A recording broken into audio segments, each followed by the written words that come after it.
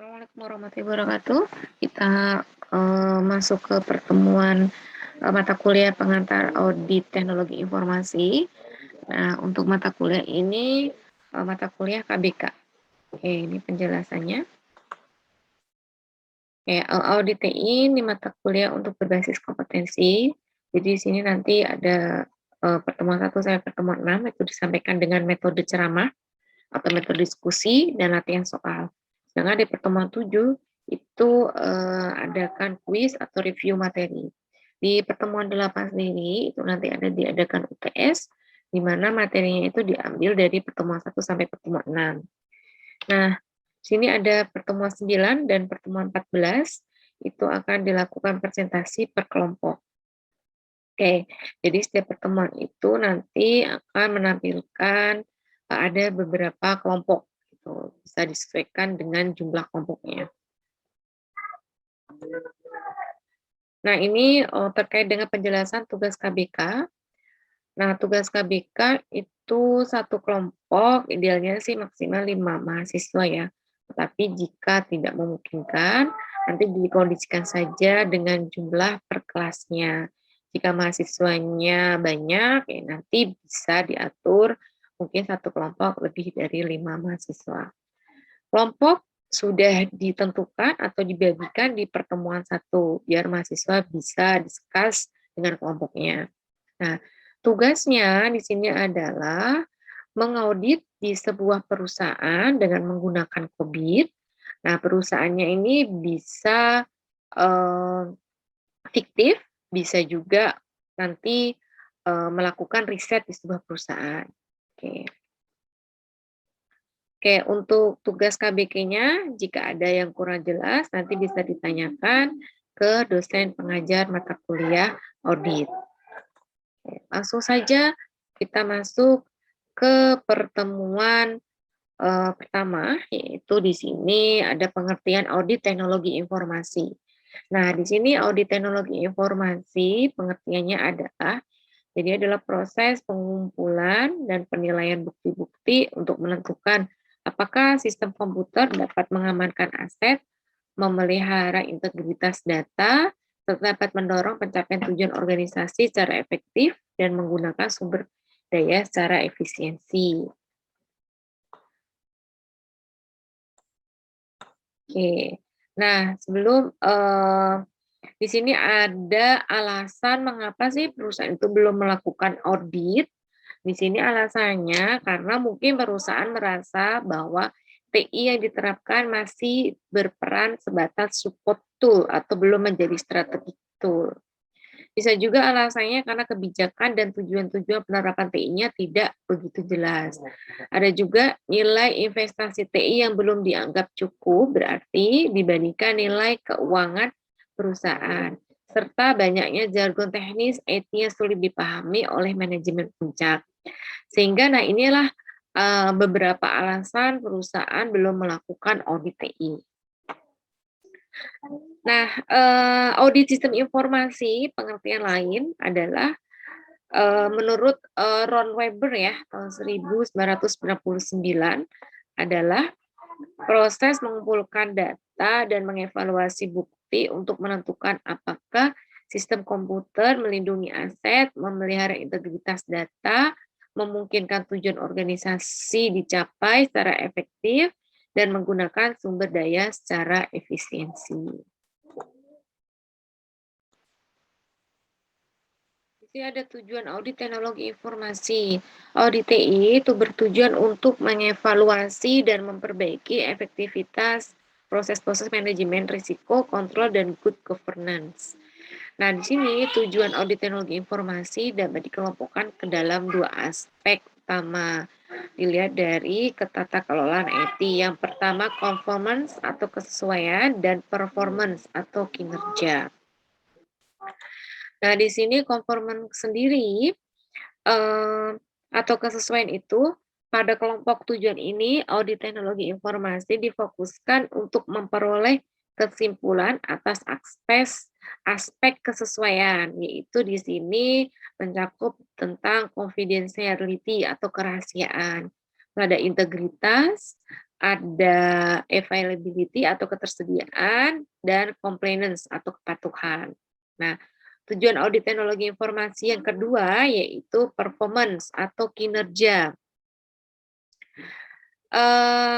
Pada kelompok tujuan ini, audit sistem informasi difokuskan untuk memperoleh kesimpulan atas aspek kinerja, yaitu tentang efektivitas, terus tentang efisiensi, dan tentang andalan.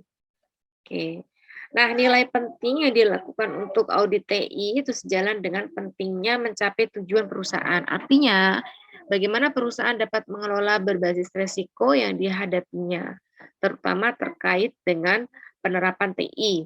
Nah, dalam upayanya mencapai tujuan-tujuan bisnisnya. Nah, dengan audit TI, suatu perusahaan bisa didorong untuk melakukan perencanaan dan pengembangan secara lebih terarah dan terfokus sesuai dengan tujuan-tujuan bisnisnya. Oke. Nah, ini ada tujuan audit teknologi informasi ya. Tadi menurut Ron Weber, tujuan auditnya itu ada 4. Oke. Yang pertama, mengamankan aset. Di sini yang disebut mengamankan aset itu aset informasi suatu perusahaan ya. Jadi seperti perangkat keras atau hardware, ada perangkat lunak atau software, sumber daya manusia, file data, itu harus dijaga oleh suatu sistem pengendali internal yang baik agar tidak terjadi penyalahgunaan aset perusahaan. Nah, ini adalah tujuan auditnya. Yang kedua, tujuan audit menurut Ron Weber, menjaga integritas data. Nah, integritas data atau data integrity ini salah satu konsep dasar sistem informasi. Nah, data ini memiliki atribut-atribut tertentu seperti kelengkapan, kebenaran, dan keakuratan. Jika integritas data tidak terpelihara, maka suatu perusahaan itu tidak akan lagi memiliki hasil atau laporan yang benar. Bahkan perusahaan dapat mengalami kerugian. Oke. Yang ketiga, menjaga efektivitas sistem. Di sini, efektivitas sistem informasi perusahaan itu memiliki peran penting dalam proses pengambilan keputusan. Jadi, suatu sistem informasi dapat dikatakan efektif bila sistem informasi tersebut telah sesuai dengan kebutuhan user. Dan yang keempat, tujuan audit teknologi informasi menurut Ron Weber adalah mencapai efisiensi sumber daya. Nah, di sini efisiensi itu menjadi hal yang sangat penting ketika suatu komputer tidak lagi memiliki kapasitas yang memadai atau harus mengevaluasi apakah efisiensi sistem masih memadai atau harus menambah sumber daya. Oleh karena itu, suatu sistem itu dapat dikatakan efisiensi jika sistem informasi dapat memenuhi kebutuhan user dengan sumber daya informasi yang minimal. Seperti itu. Nah, ini, ada keuntungan audit. Nah, ini dari keuntungan audit itu ada menilai efektivitas, memonitoring, mengukur tingkat efektivitas, mengidentifikasi kelemahan dari sistem, menyediakan informasi, meningkatkan saling memahami, dan melaporkan hasil tujuan. Nah, dari keuntungan audit ini, ternyata masih bisa dijabarkan lagi atau ada keuntungan audit yang lain. Keuntungan-keuntungannya yang pertama, mendeteksi agar komputer tidak dikelola secara kurang terarah. Jadi, kalau dengan keuntungan audit, maka komputer ini dapat dikelola dengan terarah. Yang kedua, mendeteksi resiko kehilangan data. Dan yang ketiga, mendeteksi resiko pengambilan keputusan yang salah akibat informasi hasil proses sistem komputerisasi salah atau lambat atau tidak lengkap. Yang keempat, keuntungan audit adalah menjaga aset perusahaan sehingga nilai hardware dan software dan personel yang lazimnya tinggi. Yang kelima, mendeteksi resiko error komputer. Yang keenam, keuntungannya adalah mendeteksi resiko penyalahgunaan komputer. Yang ketujuh, menjaga kerahasiaan. Dan yang terakhir adalah keuntungan dari audit itu meningkatkan pengendalian evolusi penggunaan komputer. Nah, itu adalah keuntungan audit. Nah, alasan kenapa sih sebuah perusahaan itu penting untuk perlu dilakukan audit, Karena di sini ada beberapa poin. Yang pertama mungkin kalau tidak diaudit mungkin kerugian akibat kehilangan data. Nah, itu udah pasti. Yang kedua, kesalahan dalam pengambilan keputusan. Terus, alasannya kenapa perlu mengaudit, resiko kebocoran data, terus penyalahgunaan komputer, kerugian akibat kesalahan proses perhitungan, serta tingginya nilai investasi perangkat keras dan perangkat komputer. Nah, ini adalah kenapa, audit perlu dilakukan, karena sangat penting ya, tadi ada alasan-alasannya.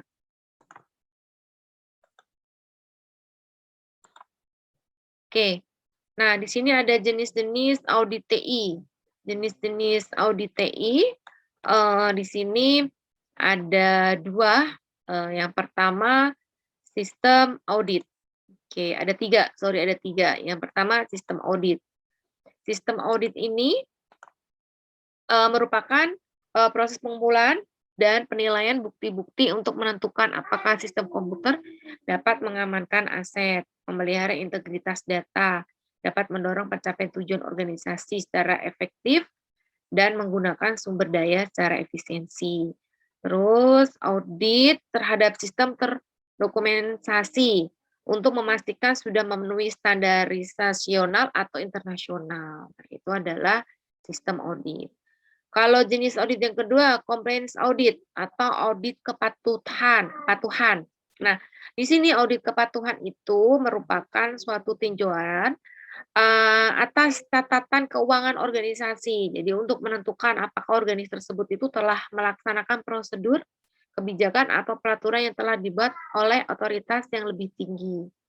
Nah, oleh karena itu, tujuan audit kepatuhan ini sudah tentu menentukan apakah klien telah mengikuti prosedur, tata cara, serta peraturan yang dibuat oleh otoritas yang lebih tinggi. Oke. Jenis audit yang ketiga yaitu produk atau service audit.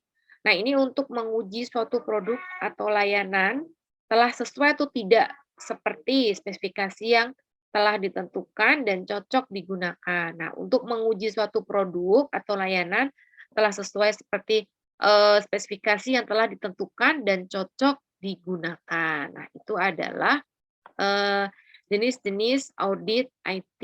Tadi ada 3 ya. Oke. Nah, siapa sih yang diaudit?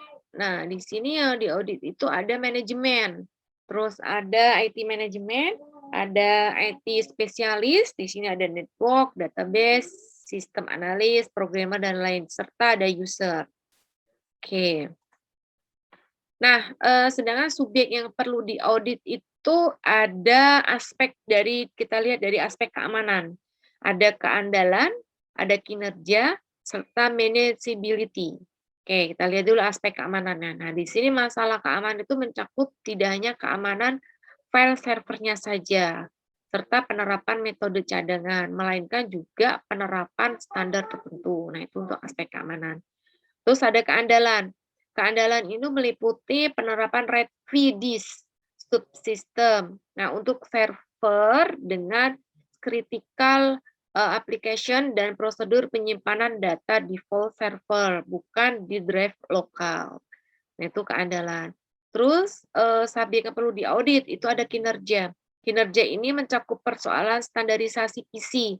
Jadi sini meliputi penggunaan LAN serta cadangan yang sesuai dengan beban kerja.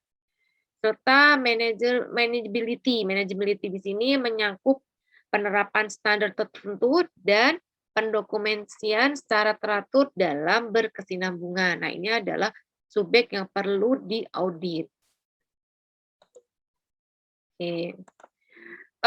Siapa yang mengaudit? Di sini untuk yang mengaudit ini tergantung dari tujuan auditnya. Nah, di sini ada yang termasuk internal audit. Kalau internal audit ini biasanya dilakukan oleh perusahaan sendiri. Nah, biasanya itu untuk manajemen review atau tujuannya itu internal ke perusahaan. Kalau internal audit. Nah, sedangkan kalau tujuan auditnya untuk lembaga independen di luar perusahaan itu biasanya mereka bisa menggunakan second party audit. Nah, ini dilakukan oleh pihak yang memiliki kepentingan terhadap perusahaan. Kalau, lembaga independen yang melakukan adalah, third party audit, di sini dilakukan oleh pihak independen dari luar perusahaan.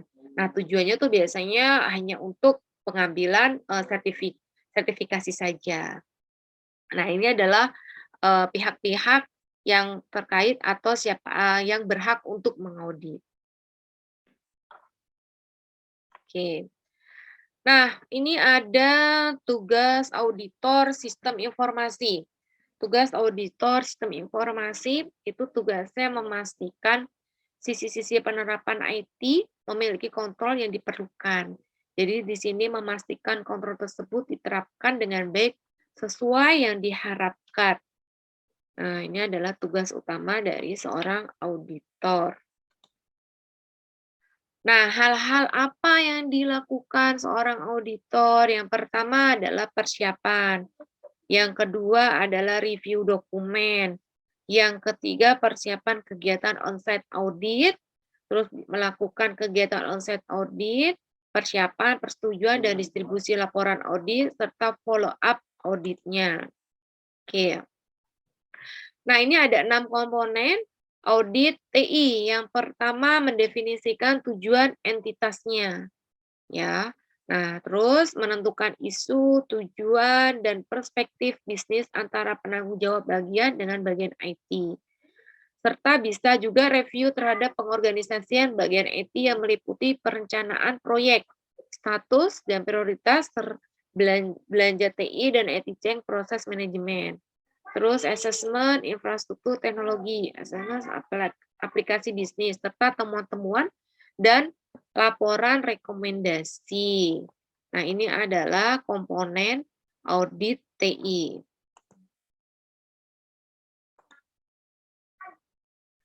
Nah, ini output kegiatan audit.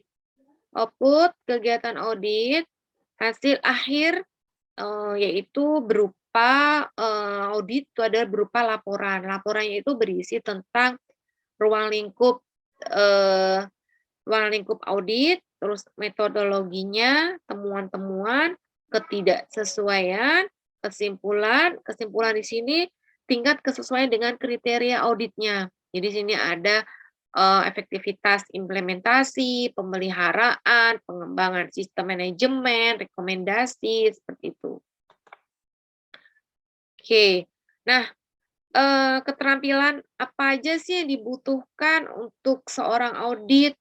Nah, ini ada audit skill, itu atau yang disebut dengan keterampilan audit. Terus ada generic knowledge atau pengetahuan umum, serta specific knowledge atau pengetahuan khusus.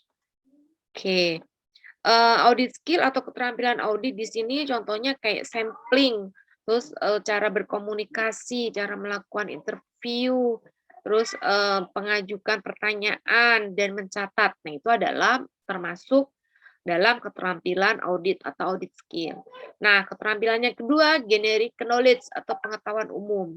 Kalau pengetahuan umum di sini mengetahui mengenai prinsip-prinsip audit, prosedur dan teknik, terus sistem manajemen dan dokumen-dokumen referensi, terus peraturan-peraturan yang berlaku. Nah, ini adalah pengetahuan secara umum gitu.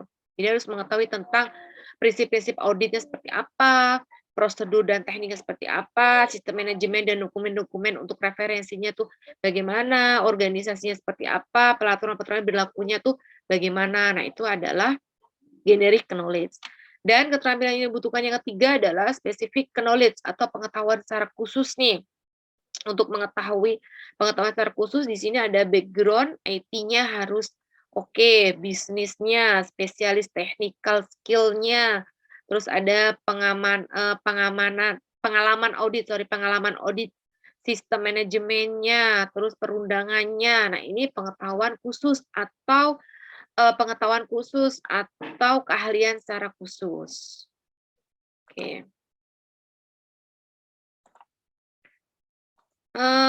Prinsip-prinsip audit. Nah, ini prinsip-prinsip audit, itu ada ethical, conduct atau perilaku etis, ethical conduct. Nah, di sini Jadi berdasarkan pada profesionalisme.